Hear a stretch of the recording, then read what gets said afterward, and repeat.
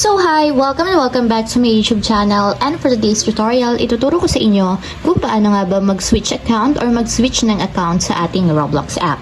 But first, kindly subscribe to my channel and don't forget to hit the subscribe button and the bell to notify you for my new updates. And if you want to learn more, just keep on watching and let's start. So yan guys, for today's video, i-open lang natin ang ating Roblox account or yung ating Roblox app. And then, pagka-open guys, mula dito sa pinakang homepage ng ating Roblox, itap nyo lang yung more na nandito sa may lower right side. And then, pagka-open ng more, i-scroll up lang natin. And punta kayo guys dito sa pinakang dulo. And dito, makikita nyo na yung switch accounts. So, para ma-switch accounts, tap nyo lang yung switch accounts.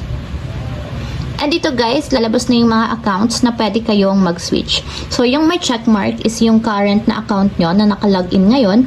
And yung walang checkmark is yung hindi nakalogin na account sa inyong Roblox. So for example, is gusto ko siyang i-switch dito sa isang account. Ang gagawin nyo lang, itap nyo yung account na yon. And automatic, once na tinap nyo yung account na yon, yun na yung nakalogin dito sa inyong Roblox account.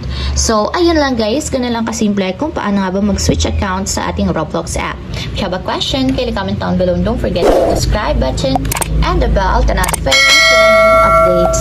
And thank you for watching!